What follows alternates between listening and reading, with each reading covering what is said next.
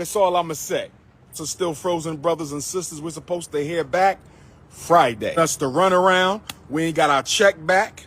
So we about to operate attorneys. Attorneys is about to get involved because we were told that when your account gets canceled, you're supposed to get your refund check for the amount that was in the account. We have not received that yet. So there's some funny business going on right now, brothers and sisters. There's some funny business going on right now, brothers and sisters, but we're going to take care of all that. Stay patient. Stay positive. Stay patient. Stay positive. They messing with our bills. They messing with our automatic payments. They messing up a lot of stuff with this frozen account. They froze me and they froze the school. They froze me and they froze the school. But that's all right. That's all right. We're going to stay patient. We're going to stay positive, and we're going to see what they say on Friday, no later than Monday. But we need our check back so we can open up a new account and keep the ball rolling. We need our check back so we can open up a new account and keep the ball rolling. There's a lot of...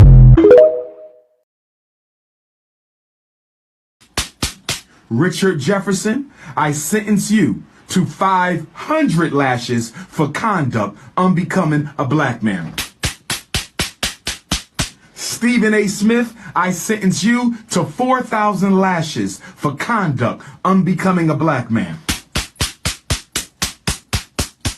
Chris Broussard, Rob Parker, I sentence you both to 2,500 lashes for conduct unbecoming a black man. Michael Wilbon, you fat, bald-head, no-neck midget, I sentence you to 3,000 lashes for conduct unbecoming a black man. Snow Bunny Shannon Sharp, you're the biggest and strongest of everybody on the list, so I'm going to have to sentence you for 10,000 lashes for conduct unbecoming a black man and saying that no black woman can make you happy. 10,000 lashes for Snow Bunny Shannon Sharp. Who else we got on this list? I got a new program coming out for the ladies. It's called Lunch with the Doctor. It's called Lunch with the Doctor. You make a $500 donation to FDMG Academy, ladies. $500 donation to FDMG Academy, and you get a free lunch with Dr. Umar, restaurant of your choice in the state of Wilmington, Delaware. I said we got a new program called Lunch with Dr. Umar. Private lunch. Ladies, you got to donate $500 to the FDMG Academy, and I will take you to lunch, private lunch, any restaurant you want in the state of Delaware. It's called Lunch with the Doctor, and it costs you $500. You don't pay for the lunch. I pay for the lunch. Any restaurant in the state of Delaware. Oh, yes. Brothers, don't hate.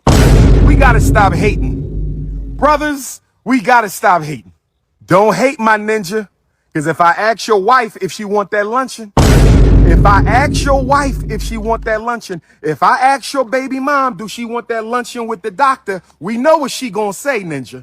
Don't test my intellectual gangster. If I roll up on your girlfriend, your live-in prisoner, you call a girlfriend. If I roll up on your live-in prisoner, your romantic prisoner, you call a girlfriend who ain't there because she want to be, she there because she got to be. If I roll up on your romantic prisoner, my brother, if I roll up on your romantic prisoner, you call a girlfriend who living with you because she got to, not because she want to. Do she want that lunch date with the doctor? Do your wifey want that lunch date with the doctor? I think we all know the answer to that. Me and you are not the same. I keep telling you that. Me and you, we not the same. You not 6'3", dark chestnut cocoa brown with the North Philly beard. You ain't Leo King, ninja. You ain't Pan-Africanist #1. Nobody flying you to every continent to hear what you got to say. Only me. Don't make me take my t-shirt off and turn into King Kong right now. Don't make me beat my chest. Don't make me beat my chest, King Kong. The pro-black Pan-African house is on fire. And motherfuckers keep throwing gas on it. What is we doing here? We finally welcome back to Breakdown Friday. I'm Joseph Ward. I am so excited today. Joseph Ward, Patrick Irvin, Professor Carl, Tone Jones. We finally get to do the breakdown show I've been wanting to do for a couple of maybe 3 2-3 years now. It is time. Like Rafiki said, it is time. We're doing this breakdown, as you can see, on Dr. Umar Johnson. Oh shoot. We did get to do this breakdown on Dr. Umar Johnson and the latest shenanigans that is happening with him, but also the total fallout that is coming with the supposed school that hasn't opened, and it's been over 10 years and the school isn't there. Black boys aren't being educated, and money is being collected. Podcasts are being had, as you can heard him say, being flown around the world, but the tree ain't bearing no fruit that's nurturing the community. The community ain't better. Let's not act like Black America, or even the pro-Black, or even the Pan-African community is better because of Umar. Let's not act like that, right? We're going to be honest today. We're going to be real. You know, I had my Saturday live and we have some fun with it. We'll have a little fun tonight too. But we're being real tonight about real impact on our community and why people still choose to support him, because a lot of folk out there still supporting this man no matter what. And that's a problem for our community. So we're getting into that today. We're getting into that. So you saw the video. That's what we opened up with. I have the video that we actually going to use for the breakdown is the video with Maryanne Lorient. And that's the lady he did the movie with. If you don't know, Umar did a movie with Maryanne Lorient, and it's on her YouTube channel. Her YouTube channel is Maryanne Lorient. And that relationship, like a lot of other relationships with Umar, went south. And so she's saying a lot of things about that relationship and partnership that they had and how it went south. So we're gonna get into all that. But first, you know, we gotta set the tone, right? We gotta build a foundation. We gotta kind of speak our piece, because, you know, as men, we gotta talk about what's going on in our community, being real about it. All right. So I want to start right where to start with the OG of the group. And starting with you because you know, Philly brother and proximity and everything, but just being real, because you've had more of a front row seat than anybody I know of what's going on with Umar, and you've been able to see from, you know, the beginning to now. So, you know, he got the videos that he put out claiming that the lady he was dating, that he said her stuff was stank, that lady and the Lennon Honor dude, he claimed that they hacked this account and that got his account frozen, and now he ain't got no money and all those things. And we know the academy was up for auction, had to the 25th to be up for auction. I need to check on that, see what happened. You know, his dissertation has been exposed. Like, Umar's been under the spotlight, but he's still being supported. What are your thoughts on like this fallout of Umar, not just of lately, but over the years? Well, first of all, get your likes up. Get your likes up. Hit that. Oh yeah, hit that like button, comment, subscribe, share. If you don't, then you support Umar. And I want to be, you know, first of all, I want to thank you and Patrick, because, like you said, y'all been wanting to do this breakdown for about 3 years now, going on more than 3 years. And hear what he's saying. I do not mess with Umar. I never have. So I'm glad you said that, because I've been wanting to do this for 3 years. But and out of respect for me, just because we might intermingle in similar circles, worried more so about the possible actions or antics I may have to deal with, because I am visible in Philadelphia. A lot of my work is done here in Philadelphia. So I appreciate you brothers from the bottom of my heart, because y'all showed me the ultimate, you know, respect of a brother by drawing back. I had a couple times where I like, hey, what y'all think about this? I like, nah, like, all right. And I also want to say that I've often tried to take the high road and not necessarily, indulging in a lot of the critiques of Dr. Umar Johnson. There comes a time where you have to call a thing a thing. So, and first of all, I'm not here to diagnose anybody, but this is not the actions of a person who right now is healthy in their mind. Mm-hmm.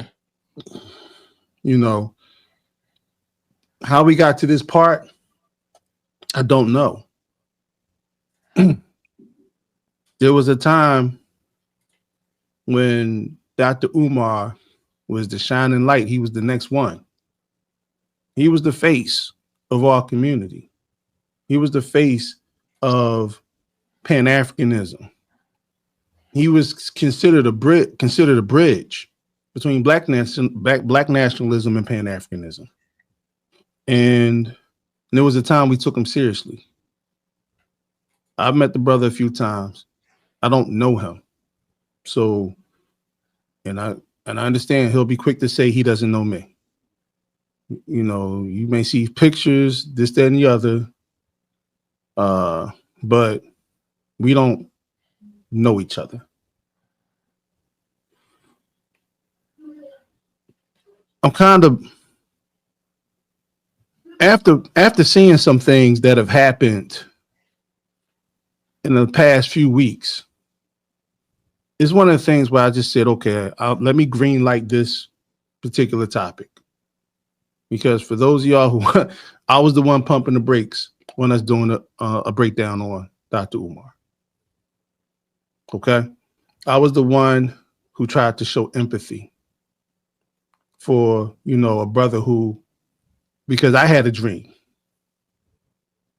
And I know what it's like when you have a dream for other people to make suggestions that would cause you to modify your dream,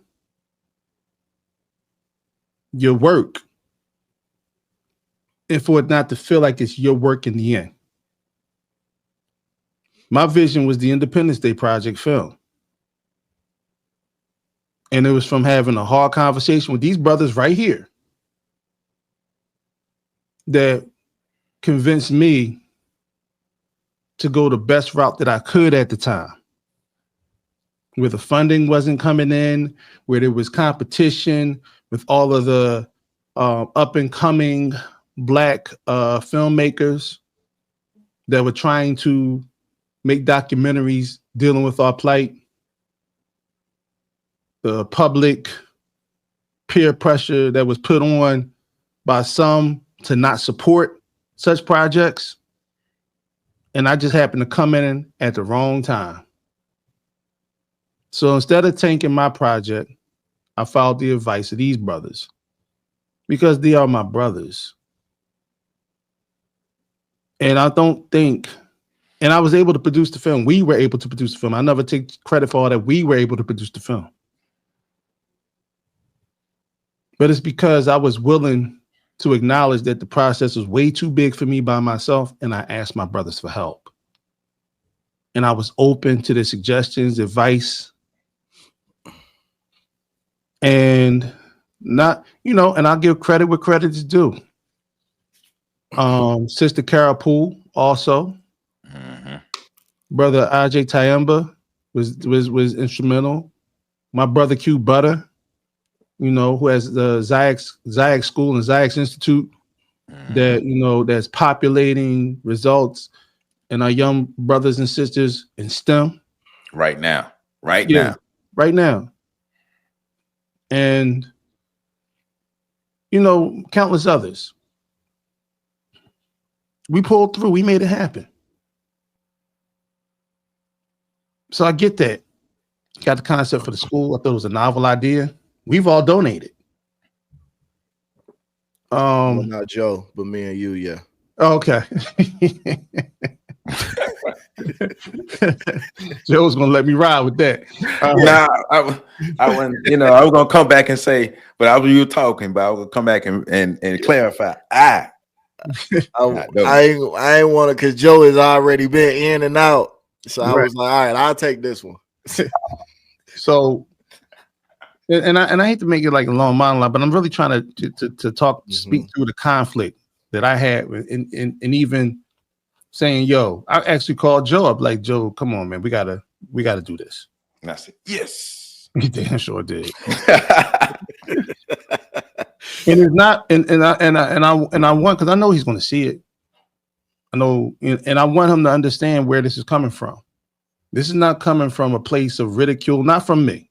I can't, a place of vitriol. This is not coming from, because I don't have any animosity towards Dr. Umar Johnson. And I think most of the people that talk to me can verify that, can vouch for that. I've never been out here trying to out him, never, none of that stuff. But I did see this is a point where we have to call a thing a thing. And unfortunately, our brother has diminished in his capacity to be taken seriously. Yes. And he's aided in that by continuously upping the antic on the antics. It's kind of hard to believe in somebody who wants to be a leader, wants to be seen as a leader, when they're out here calling themselves, not just the prince of Pan-Africanism. Okay, all right, self-acclaimed title, got you. But now it's now this machismo thing is kicking in, where I'm the man with the ladies, and then you're doing all these videos calling yourself King Kong. Listen, my brother Chris Everett put together a documentary about 7 years ago. Great documentary called Wilmington on Fire. Dr. Umar, you were in that documentary, and you had one of the most powerful pieces in that documentary when you spoke to the way that they created the environment of hatred for Black men in the town of Wilmington, Ohio, and Wilmington, North Carolina, in 1898. How they used caricatures and they used political ads to make Black men seem as though they were savages, to create the propaganda that their women were not safe around us. And the images they were using were of a gorilla with his knuckles dragging the ground, scraping against the ground, dragging white women off. That was the popular image. That's the irony about the no bunny hopping thing, is you King Kong, and King Kong is known for grabbing white women and running off. So that's the irony in that. And that's exactly what I was alluding to. I was on, you read my mind. For those y'all don't know, we don't rehearse these things. These conversations y'all see here, we don't rehearse them. We like to go into it cold. Pat and I don't even look at the videos. So, or we don't have much on the topic matter. But that's where I was going. How are you going to call yourself King Kong consciousness when you know the mere image of King Kong? And why King Kong exists. Right. Why? Was a direct mockery of the African slave trade, and how they was using the same visual propaganda to demonize Black men through the vision of a gorilla, an ape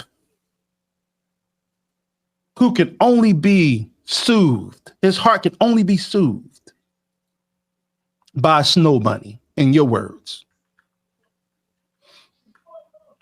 So that's a contradiction, brother. And one of the reasons I'm really bothered by this is because the rest of the community, whether people mock you or whether people make fun of you, we're hitched to you. the Pan-African community, the Black nationalist community, every time they take a shot at you, we get hit. No matter whether it's intentional or unintentional. They come for us. They tell us we're not serious. They tell us we don't even ask for money. That's the crazy part. We don't ask for money over here. But when other people are trying to raise funds, the skepticism that creeps in is, oh, what are y'all trying to build another school that we'll never see too? Are you trying to, are y'all trying to, because you go from that, you go to humiliating the brothers on the podcast, telling them it's their fault that they're positive men in the Black community. Oh, that pissed me off. That and it two things, and we talked about this, and Pat really hit two things that pissed me off about that is the way he was talking to them. But the young men pissed me off because they wasn't confident enough to tell Umar to shut the fuck up. I know what I'm talking about. And they gave him grace. They showed him respect because to them he was an elder. I don't agree, because sometimes you become elders and not elders. But to them he was an elder, and they saw him in the same light that a lot of people saw Dr. Umar Wren. A lot of people still see Dr. Umar Wren. But we're taking a hit because of what you're doing to our image. Our public image as Black men, African men, foundational Black American men. We're all taking a hit because of your antics, because of what you've devolved into. The making satirical videos about wanting to fight Mike Tyson. It's almost like a minstrel show at this point. And I swear, my brothers, right hand to God, I tried not to say anything about this shit. I tried not to broach this shit. But you're doing us too much harm, brother. And sometimes you need to sit back, recollect, show some humility. You need friends like I got. You need brothers like I got. You always talking about Black women. You need to listen to some of them. And not the ones you just want to hunch. Yeah, no, not the ones, not the ones who, I can't call them what I want to call them. Taps. But the elders who tried to pour into you, I know some of them. Some of them died trying to pour into you. You need to humble yourself, brother, and acknowledge where you are and how you got there, if there ever is going to be a redemption for Dr. Umar Johnson. Because at this point, the people, our people, don't see you as the Prince of Pan-African. They see you as entertainment. Mm-hmm. And is that the hill you're trying to die on, brother? And with that, I land my plane. Imagine us looking at Malcolm X as entertainment, because that's the lane that he puts himself in. Imagine us looking at Marcus Garvey and Frederick Douglass as entertainment, since those names are on the school. Like, we would never be where we are. We would never have some of the progress we've had if those men didn't have no integrity, if those men were memes and just entertainment, or now sideshows and stuff. Think about where we would be, but think about the overall regression of Black America. Think about the lack of respect the so-called conscious community get, the so-called Pan-African community, right? And we can say so-called because the trees ain't bearing no fruit, if trees even exist. And that's the problem. And the people, like we're gonna keep saying it. The people who are doing the work are the ones who are getting stepped on and ignored. Right. Well, one of the things that really pissed me off about Umar is when I found out that he stiffed King Randall for his money. The young man King Randall, who got a school down in Texas, who started his school in his living room as a 21-year-old. I just wanted to let that marinate real quick. But King Randall paid him like $3,000 to $5,000 to come down and talk to his kids, and Umar took the money, never showed up. That right there, one of the things that really pissed me off about him. But I never rocked with the brother. I always had a feeling he wasn't right, and I always expressed it with my homies. I never really said it. I did say it a little bit in public spaces, but behind closed, I was going in on, buddy. I was going, but a lot of it out of respect for PC, because like he said, we ain't want to have no issues coming up in the space, but behind, going in on him. So now you all know I never rocked with the brother like that. I ain't gonna say I never liked him, but I never rocked with the brother. But when that stuff with the conscious strip and all that stuff started happening, I started noticing his behavior, because after a couple years after the conscious stripper incident, Umar realized he was getting more traction from being this than from actually educating. And here it is. Pat, man, what you think about Umar and the deterioration that has happened of his image and his impact on the community over the years?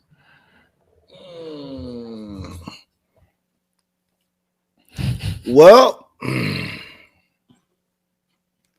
how was he doing it? How was he doing it? Oh, how many lashes? Oh, that's what I meant to ask you. How many lashes Umar get? All of them. Hey, I'm sorry. Like that's hilarious. I'm sorry. It is. That's hilarious, but it's embarrassing at the same time. I could have done without that last clip. I hadn't seen that one. That's the clip that's the clip that really pissed PC out. That's the clip that pushed him over. Oh, that's the clip. Oh, okay. So well, that's one fitting. Of the latest ones. It was that's fitting. The pandering $500 with the come on, fam. Come on, bro. So there's a follow-up video to that where he came back and saying, well, nah, I ain't really charging $500 for a lunch date. It's for a date with the doctor, reality show that he doing. Well, for starters, it ain't free if you got to pay $500 to get it. See, Pat, stop trying to mess up the illusion, bro. I'm sorry. I'm technical Ted. Oh, yeah. Now, if that was the video, then I understand why PC is like, all right, another. Because that I hadn't seen that one. And even like for me, somebody who hasn't really rocked with Umar, I started out, I ain't going to say I always hated him. I'm not on Joe level. Can I just say one thing real quick, Pat? Go ahead. And shout out to my brother Tad Cromwell and C Gutter, brother C Gutter. Y'all know him from Junior Mafia. Mm-hmm. But they got a show. I didn't see that until they did it on their podcast, OG Wisdom, on Sunday. I didn't see that clip because I don't go look. Y'all know I don't go looking for. Yeah. And so I didn't see it until they showed it on OG Wisdom's podcast, the OG Wisdom podcast that they had. Otherwise, I wouldn't have never even that was it. I'm sorry, I ain't mean to jump in, Pat. No, you fine. You look, man. As far as I'm concerned, you've been holding it together for years, and now, I'm more than willing to sit back and let you get your shit off. I know Joe had a 2.5 hour live. He got shit off on. so that's where I'm at with it. And this was my first time seeing that. That was diabolical. That was next level. If there was ever any doubt about you being a Rule 12, that cleared all of it up. It definitely, you're there now. And Joe and I have been having conversations for you, even PC, but more so me and Joe, because I didn't even want to put stress on PC about talking about Umar. Not saying it would have stressed him, but I didn't want to potentially do that because I know that they're in the city. Philly ain't big. I've been to Philly. you could bump into somebody. And we know Umar watches all of this shit. He might pretend like it. Not when you say something about Umar, just judging from his responses to certain things and how clips I have seen, Umar is very aware of who's talking about him and what they're saying in the space. Somebody from his camp commented on my live stream. Yeah. So out of respect for that was just like, I don't even want to. So we talked about for years him being a bullet, a weapon. He's been weaponized against the community. He started out with the hidden colors and I was cool. And then it was like, he's starting the school, cool, give him a little bit of money. And then it was like, and I only sent him $20, so I don't feel too bad. But it was $20 like 10 years ago. That's the equivalent of like $200 now. So, but then it was like, well, for new people coming in, Umar Johnson is a gateway into consciousness. That's kind of where I sat him. He's good for new people. They come in, they get exposed to him, and then eventually they outgrow him. My frustration then became, why are they not outgrowing him? Right. Like, why are they coming in? They're coming into the building and getting stuck in the goddamn foyer, in the waiting room. They stuck.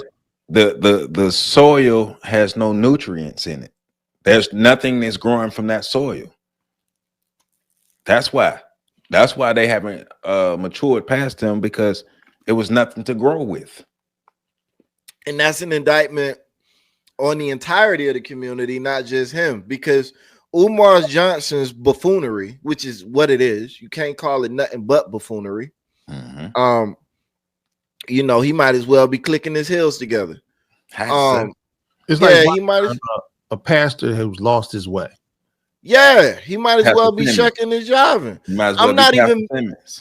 I'm not even mad at Umar. I'm more disappointed, like extremely disappointed. But more importantly, I'm disappointed in the community, because this seems to be a trend. People that the community, specifically the Black Power, Black nationalist community, the people that they support seem to more often than not be scam artists or other types of nefarious, malicious, harmful individuals. Be that they be pedophiles, be that they, like, there's always something going on, to the point where it's almost become my life's mission to not get endorsed by the Black nationalist community. Because a cosign from them means that I'm doing something that aligns me with people that have harmful intentions. That's what it seemed like. How do we get here? You know what I'm saying? Like, what is it? And we know that you dudes don't like to think. And I say dudes meaning women, and I'm using it in the gender neutral sense. Because from that video I just saw, Umar Johnson, he knows who his supporters are. And he knows that largely they ain't men. He knows that most of his supporters are women of a specific ilk that we would call low-hanging fruit. Women who are in bad situations in life. Look, and they looking for somebody to blame. And I'm not even going to sugarcoat nothing with them, because a lot of you Black nationalist women are. Yep. Yeah. A lot of y'all are not cream of the crop. Y'all are not where you think you are, and you using Black nationalists to comfort yourself in your misery. You're looking for somebody else to blame, and the white man is convenient. The moment you get in a better station in life, all of a sudden, you not Black power no more. You not Black nationalists no more. That's why the community is a joke. Y'all are using it to soothe the pain of inadequacy. And that is a part of why it's understandable that y'all are. That tends to be what a does. She uses sex to comfort herself. That's what y'all do. So, and no, I'm not speaking about intellectual boredom. There's that too. I'm talking about literal, like y'all are ran through. Yeah. And it's time to be real about it. And that's the worst kept secret in the entire community. And And because most of these brothers know that that's who's financially going to support them, that's who's going to provide them a couch or a bed when they are homeless or whatever, a lot of brothers in this space are refused to address that demonic behavior. Man, black people predatory. Black people full of Erykah Badu is the poster child for these. She's the archetype for a lot of these women, and her outcomes are the same as the city girls.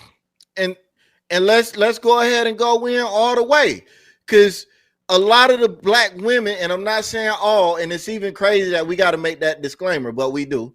A lot of the black women are, and a lot of the black men are predators and peacocks. Mm-hmm.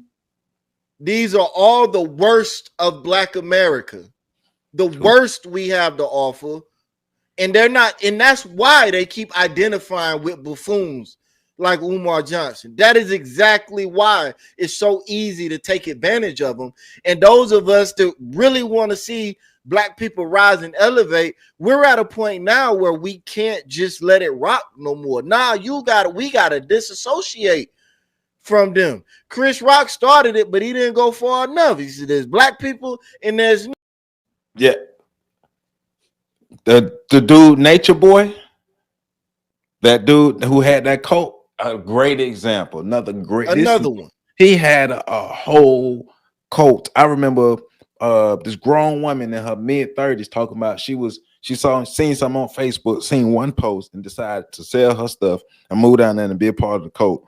And then everything went downhill. But the fact that people who supposed to be conscious, grown men and grown women, even though he was a predator too, because he was preying on the immaturity of a lot of those young girls. But when I saw grown men bowing down and following him, there is no conscious community, because when I look, it's getting to a point when I see a person with a dashiki on, I'm like, oh shit, here we go.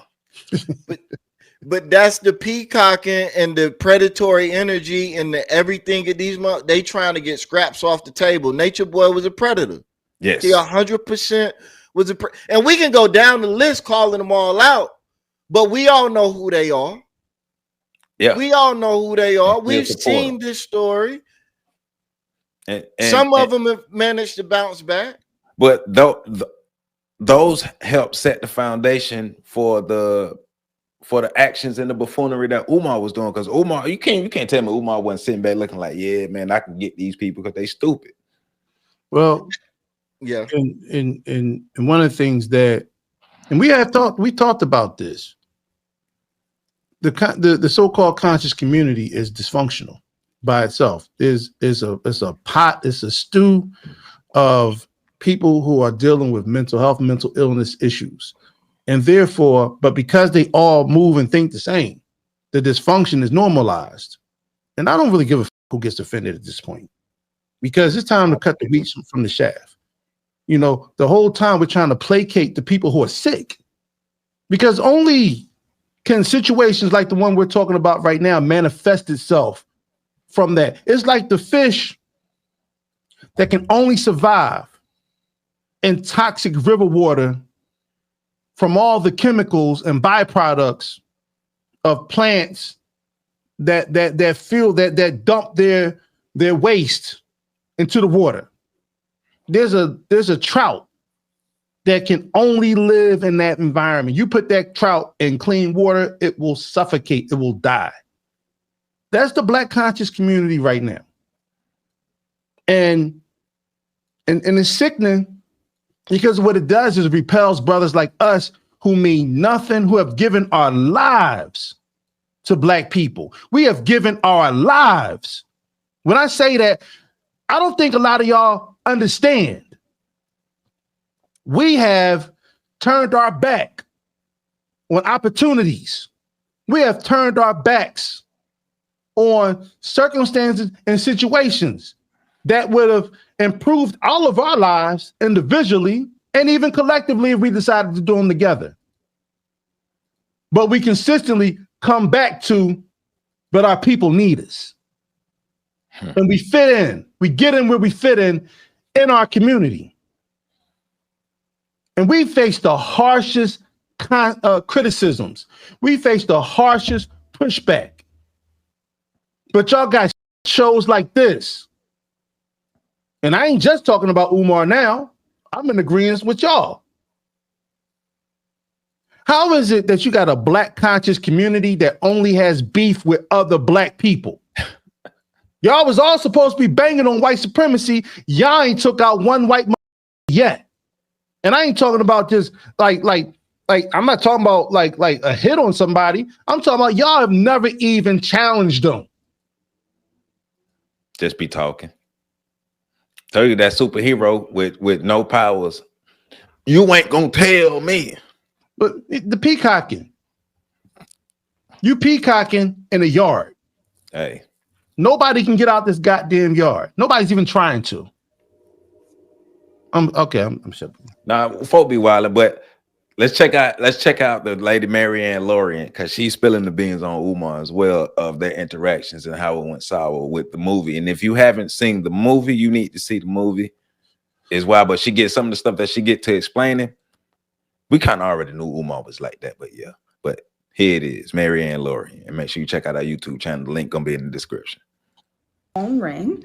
And then to give you clarity, I have not taken him out of my contact. My phone rang and his face showed up.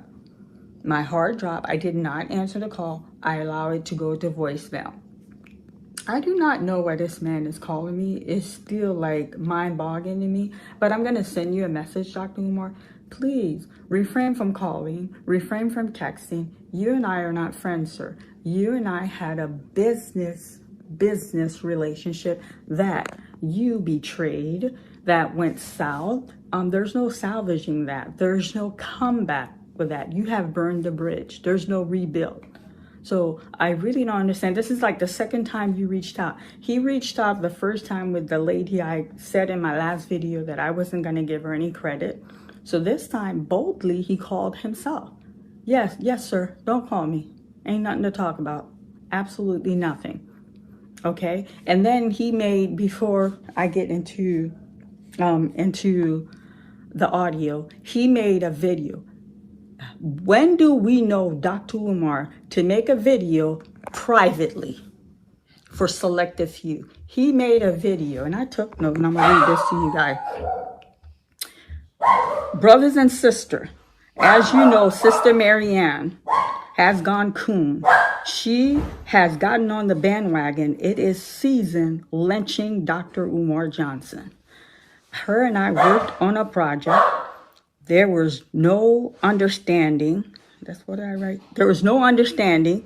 I've decided to move on. She took a scene from the project that I made a movie with her to tarnish my relationship, my reputation. I'm sorry. Stop the rhetoric. Stop the rhetoric. Ain't nobody tarnish your reputation. I'm sorry. I get tongue twist. I have Caribbean parent, and my first language was in English, but I do speak 4 other languages fluently. And when I say that, if I'm in that country where they speak that language, I can get you to the airport. I could get in a restaurant. I can order comfortably off the meal. So yes, I speak 4 language fluently. So sometime if I get a tongue twist, please be patient with me. I'm sorry. Back to topic at hand. So nobody's lynching you. You have collected money under the pretext you're going to give us a school. I just want to point out that it's diabolical that she's wearing an 1804 chain on. That she has an 1804 chain on while she's delivering this message. She made sure that you can see it. I think she's Haitian too. So I believe. Mm-hmm. Yeah, mm-hmm. But yeah. Shots fired.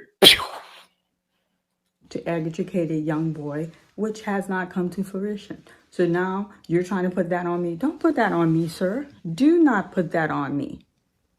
Okay? You have damaged your own relationship. It wasn't Maryanne Lorien who damaged your relationship. And then how many of you know Dr. Umar to make a video privately for select few? And then that video I made for you guys, I even emphasized, I said he was humble. I didn't say he was rude. I didn't say he was disrespectful. I said he was humble when he asked me not to release Awaken. I told him no. When it was time to release Awaken theatrically, you turned your back. Don't call me telling me you're going through a difficult time to hold off on releasing the movie. I told him no. I said a prayer for him because that's the type of person I am. You understand? And then for him to tell them I took a scene out of the movie to tarnish his repetition. Okay, I can't say We it. know what you're saying. You Just guys say make it. me nervous. No, stop. If you guys go back and look at the scene, and then this is so funny. I had this discussion with other filmmakers that reached out to me that are not from the greater Cleveland area. They're asking me why there is not consistency in the love scene. I'm gonna break it down to you guys. And when y'all go back and look, you're gonna go, oh my God, Maryanne. When you guys see the love scene, he's laying on top of her. He had the teen top shirt. That was in the script. Okay, he was so excited after we cut. So with movie, we filmed by frame. And then the editor put it all together and it's like a smooth run. So after the first frame was filmed, we're going to the second frame. He was so excited because he got on top of that little young girl. So excited. He talking about taking off his shirt. I slide with that. I allow him to take off the shirt. He wanted, I'm going to raise my voice and say, he wanted to remove his boxer short and to get under that sheet with that little princess with just his draw. Cut it out. Cut the rhetoric.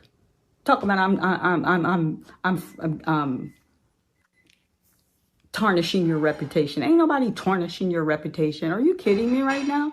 He came to Ohio with 2 filthy little bags and he had a gut bag, filthy. Can you imagine what his underwear looked like? Can you just imagine? So I put my foot down. Oh my God, don't taunt the dog, please. So I put my foot down. I'm sorry, guys. I have one of mine that taunt the dog. Get him all excited. I put my foot down and I told him, no, you're not taking your boxer short off. No. How many of you know he makes private video? He can't even come at me publicly with a video. And then on my content session for my subscriber, if you want to see it, like and subscribe. I'm going to put the letter from the attorney. Matter of fact, I'm posting it tonight with the picture of his attorney. This ain't no defaming nobody. You serve me. Try to sue me. I went and I lawyered up. You have to pay a retainer fee to get attorneys. And then you guys vanish like Jeannie when we say, meet me in court. If I was gullible and naive and went with a scare tactic, I would have run to the bank and wrote a check. Like I told you guys, he met his match. He literally met his match. I just want to stop it right there. So this is her side of the story, but it's another log on the fire of the reputation of Dr. Umar, because some of the things that she's saying in there kind of coincide with some of the things that reputation-wise is said about him at large. You know, his lust for women, his uncleanliness, his reputation for burning bridges, a reputation for bad business. Yeah, and I'm gonna flame her too. Oh, she get because me. this is how you cleanse the community. Everybody that touches him becomes a pariah. Cause why did you make the movie? Why did you make the Umar Johnson movie? Right. You can't sit here and say if I was gullible, but you just made a movie about the man. That's what I was just thinking. You was gullible. What you talking about? You was and are still gullible, because now you're trying to monetize the situation. You're trying to capitalize off it. Like and subscribe, and I'm gonna spill the tea. Like, and then you're also peacocking. Sorry, I get tongue twisted. I speak 4 languages fluently, and that whole 45 seconds, Girl, so my what? life, I don't care how many languages you speak. Can you speak the one that you're trying to speak right now? And what we do know is you made a movie with Umar Yeah, you made a movie recently. about the man. Recently. And you put it out. So You dropped it anyways. So you ain't paying attention to nothing because he hasn't educated one black boy in the past 10, 15 years, and you still made a movie with him. Remember that. You're continuing to strengthen the narrative and the propaganda. How many people are even going to go back to find out that you and him are beefing right now? The last time I looked, the movie had over 50,000 views. How many views does this have? How many views does this little piece you just shared? How many does that have more views than the movie? And remember, she dropped the movie twice. Mm-hmm. How many views does that have? So I'm looking now. Let me refresh my page. But that 29K. So 80,000 views For this video, for that video? No, combined. The first. Oh, okay, yeah. So because this video, the title is The Phone Call from Dr. Umar Johnson has 29,000 views. Okay. But this is what we're talking about though.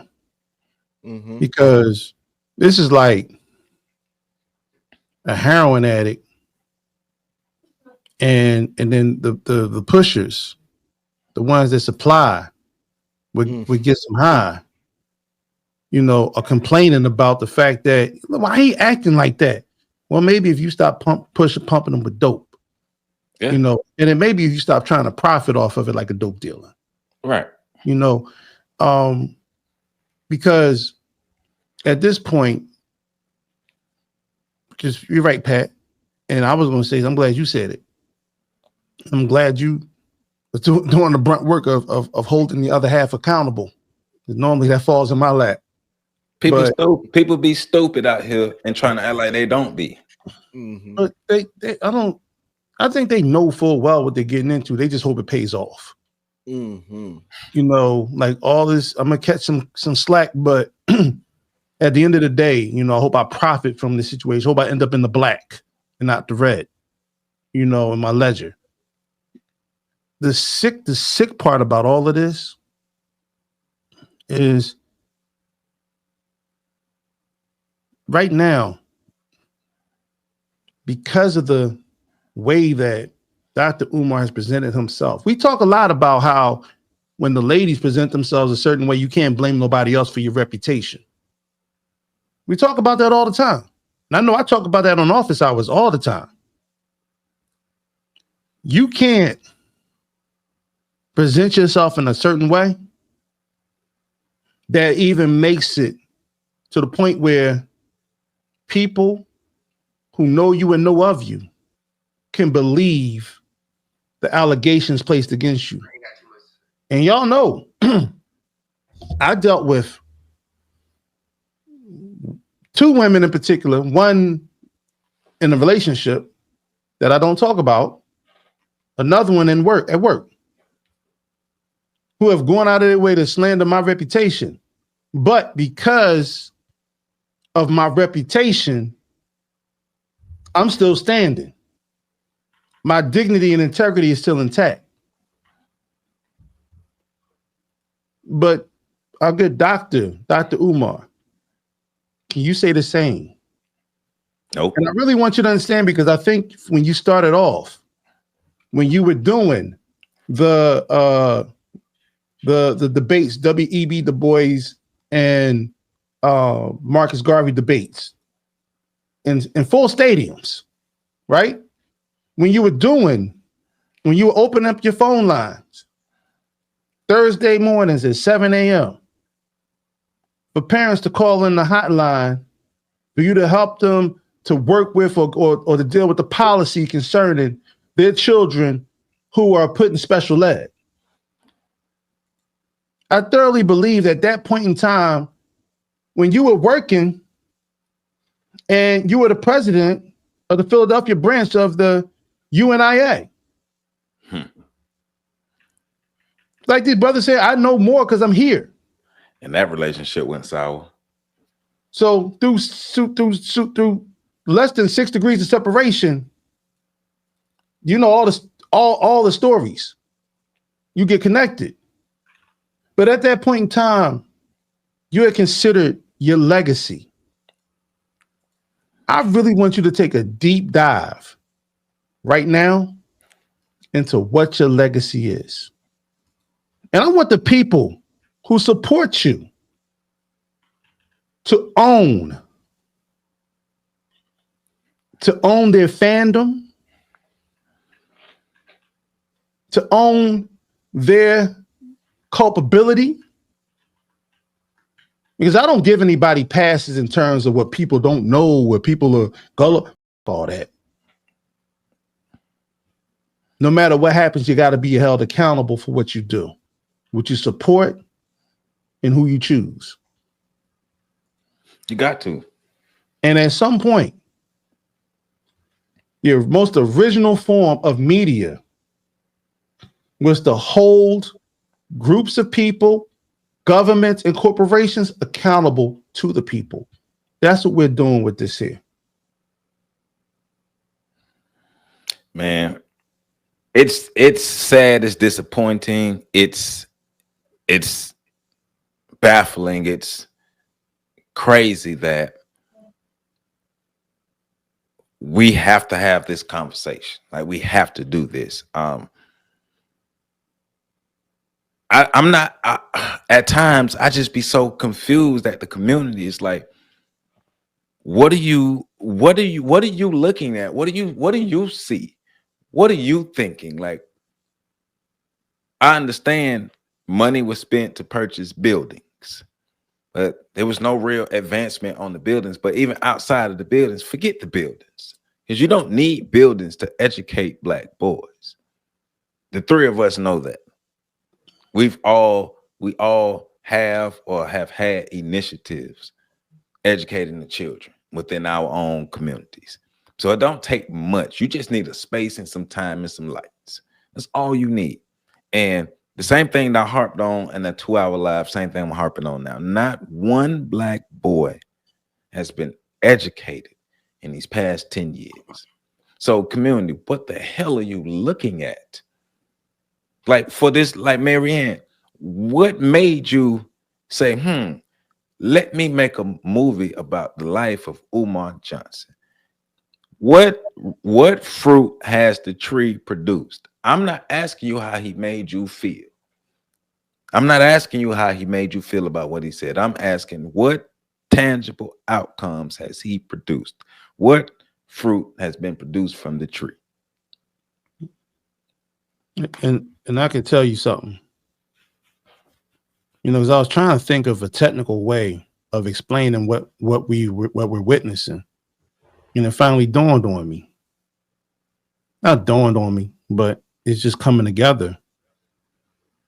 We're dealing with a community full of manipulators who understand what it looks like to be surrounded by people with low self-esteem, collectively and individually. Yep. And that's, I know, Pat, you alluded to it earlier. Y'all talked about the brother with the Colt. I mean, you can go even further than that. It says, why did all of, the brothers follow Jim Jones to Jamestown? The sisters and Jim Jones to Jamestown and Guyana.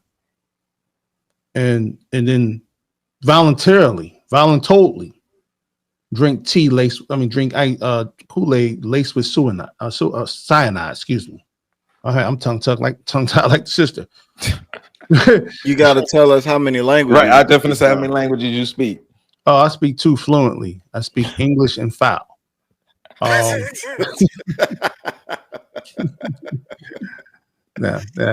lot of the reason why I'm struggling is because I want to use the foul, but I know I can't use it on here as much as I want. That's the tongue twisting. But the community is being literally is devastated right now. It's like a morphine drip, and then we're sipping on cyanide laced soft drinks, and then we're digesting, we're washing down, you know, pastries that have been covered in, you know, sprinkled with rat poison, you know, or asbestos. It's like we're really, really, none of it's healthy, none of it's good, and we're getting sicker by the minute, and the community is suffering by and large because of it. Because if this is the consciousness of the community, no wonder the rest of the community is falling apart. Yeah, we're paying a huge, and this has always been my beef, the black tax. Yep. Mm-hmm. The messed up part about scammers is that the honest business people pay for it. You know, the messed up part about dealing with liars when the community is filled with liars is that the honest people pay for it. The credibility is hit. When a good, honest person shows up trying to do what they supposed to do, nobody trusts them. They have to overcome a penalty that is not theirs to overcome. And so when I see, because there are usually two schools of people that like Umar. The gullible and naive. Well, they all naive. But the gullible who just don't want to believe anything, they're emotionally attached to this man. Mm-hmm. And then you have the new people who don't know much about who Umar is, but they find him hilarious. Both of them are equally harmful. Especially that latter group. Right. And that's the part of it that's right. I agree with you. No, hold on. Because that first group, I think hiding in the bushes. No, well, we already know that first group is more self-sabotage than anything, but that second group, they like these the YNs who see him as a caricature, and you know he'll drop a little this, a little knowledge, because Umar dropped knowledge in between his buffoonery, and they'll take what he say. And then they're not gonna go look it up even more, just like the first group, because they're gonna evolve into the first group. No. So what I meant by that, Joe, is, you know, the first group is similar to the ones that were in the Audubon ballroom that day Malcolm got hit. Need a distraction, throwing baby powder in the air, talking about get out my pocket. You know, no, that's why I say, the second group gonna evolve into that first group, because the second group they're gonna be YNs turn to ONs. Well, what I was getting at, and you could mark this down, the time. But what I was getting at was the disembodied voice in the background that screamed out. Mm-hmm. I was saying that's right. I agree with you. Oh. I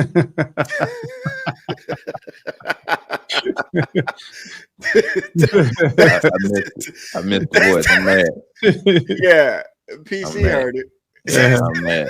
That's why I say you can write this down, but I didn't want us to go way off the tangent because I heard it, I responded to it, and then I was like, "Ooh, okay." Mark this down because you might want to remove all of this. But that's what I was getting at. And I was even thinking about it, like, you know, Abba and Preach, how the floor be squeaking, and it's become a part of the show. Just thinking about it in terms of, like, sometimes you hear the disembodied voice, and it's like, why not make that up? But we should have had a conversation about it first. Yeah. So hey, you'll hear something sometimes. Just rock with it. It's all good. It's a blessing to you. But that's what I was getting at. In terms of which group is worse, I think the first group has created a lane where the second group can exist. And the second group, I do agree with you, Joe. I think the second group will eventually become the first group. as far as who's more problematic, I think that depends on how we looking at it. From our vantage point as people that's watched the car crash in slow motion over time. For us, I think we look at the first group with like a look of disgust. Like, you is nasty. Like, I don't like you. Like, what's wrong with y'all? But then we look at the second group and it's a different type of disgust. Like, y'all are so dumb. Like, y'all don't even realize what you're laughing at, like what you're propagating. Like, all of the contradictions in King Kong consciousness manifest themselves also in the way he chooses to name the foolishness that surrounds him. The conscious stripper. Yeah. Like the Cookie Monster. He stay in scandals with women. But Like, and he even on the video he even said that, and we all know, but he admitted that his vice was women. So won't you do something about it? God damn it, you're a grown ass man and you lack the ability to control yourself. Because his vice ain't women. His vice is attention. Mm-hmm. You a grown ass man and you still can't control yourself. No, he can't. So, you know, I know Joe's gonna have his last say. But no, you got it. You got it. Mine. I'm gonna say to you, Dr. Umar, and all the other people who continuously wander down this path of self-destruction, because you may be requested in countries all around the world. I'll never deny that. But so was Barnum and Bailey. You know, so was Load Trotters.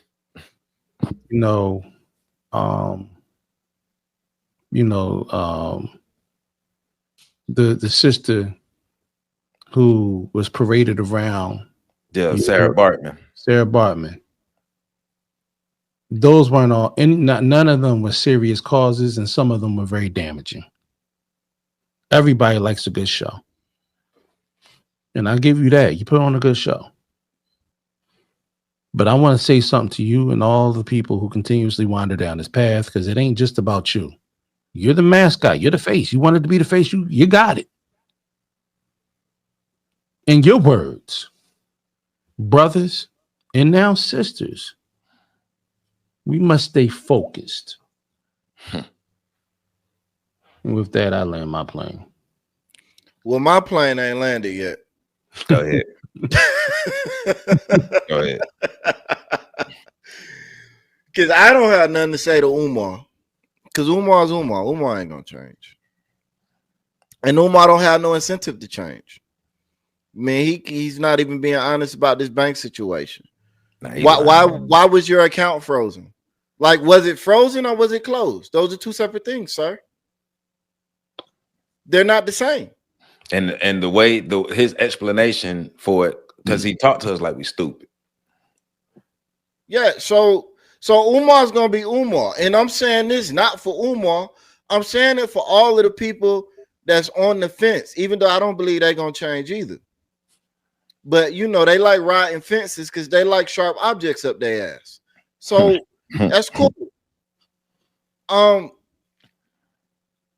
But as a community, if we are serious about becoming one, we've got to have followership is a real thing. I know nowadays nobody wants to be called a follower, so they say cute things like managing up. We got to manage up. What? Yeah, it's a thing. Anyways, you should have standards for the people you follow that are greater than the standards you have for your children. That are greater than the standards you have for your friends. Hell, can we even get standards for the people we follow that are greater than the standards we have for our enemies? Can we do that? Because if a certain person that you don't like don't reach a certain level, you will ignore them. Like, they ain't even worth my time. Can we do that for leaders? Like, can we at least get there? this is the biggest, this is the number one problem with the community, which is why I consistently, persistently say we're done. Mhm. It's because we refuse to hold anybody accountable when our first impression of them is positive. We refuse to hold anybody accountable when the masses of people start liking them, and we refuse to hold anybody accountable when there's a chance that something that they're doing wrong could be linked back to us. Yep. Oh, you talking about like this last election? We're talking about the one where 2008, Barack Obama, 2007, Barack Obama before. And I don't know. I'm just using words because I'm getting tongue twisted. Well, because I only draw the correlation because that's not the conscious community. Now you're just talking about black people. Yeah. How about that? Dun, dun, dun. Yeah. Hey, black community, black America, you get 500,000 lashes. Where your belt at, Pat? You 500,000 lashes for the black community. And Umar, you get 1 million lashes. Since we passing out lashes. Because no, I took out a video because the original video I had was too long. One thing about that shit. It's hilarious. The most, because we're going back to the King Kong's of consciousness. The contradictions. What movie scene do we attribute to black people taking lashes? Right. The contradictions. Roots. Yes. Kente. Good. Yes. Everything he does is a contradiction. Okay. This is the most incongruent man in black skin. He's a black man in blackface. This dude is worse than Drake. Yeah. Hey. black conscious community. Black Pan-African community. Is this your leader? If so, no wonder the tree has no fruit. Gotta do better. Gotta be better. Grow up. And Joe saving y'all right now because I ain't done, but that's okay. Keep. Hey, 500,000 lashes. You got to keep going. This one better get 500,000 views. It better. Get hey, 500,000 likes. And all of you alleged horrible people like Polite and all of his allegations. I ain't saying they real. I'm just saying he's another one. I'm sorry, Joe. We can name people. We can keep going. And I'm mad. Videos and interviews with all these motherfuckers. Yeah, you do, PC. You adjacent to foolishness, man. That's why I had to break away. Yeah. You had to come down to the south. So for those of you who keep asking me to come out and you wonder why I stopped coming out, this is why. What we're talking about right now is why I had to distance myself from this community. Hey, that's how we do it, man. FetLife Station. If you don't go to FetLifeStation.com, you get 2,000 lashes. I only get 2,000? We might have to ramp it up. If you don't go to FetLifeStation.com, you get 2 million lashes. There we go. How about that? There we go. If you don't go to thepax.org, you get 2 million more lashes. And if you don't buy all of our books, you get 50 million lashes. 50 million lashes. You don't support black people. If you don't like this video, comment, subscribe, and share, 500,000 more lashes to your back. And you should go buy all of our books. I'm gonna say it again because everybody else be plugging their stuff. We might well plug ours. You brought Umar books and Cashapp. And you know what? If we get $5,000 in Cashapp donations, I'll drop a follow-up video letting y'all know something. And I just want to let the ladies know that I have a $5 Wendy's lunch opportunity for you all. So if you pay $5, you get, well, actually, I'm sorry. It's we're gonna need $9 because it's gonna be the $7 biggie bag with the double stack with bacon on it. So I'm gonna get the double stack, you get the nuggets. Hold on though, Joe, because they could also get some lashes from you on that date. That's gonna be more than $9. Hey man, let's stop playing, man. That's why I don't nobody take us serious. Let's stop playing and grow the hell up. We out of here. Peace out. Lashes.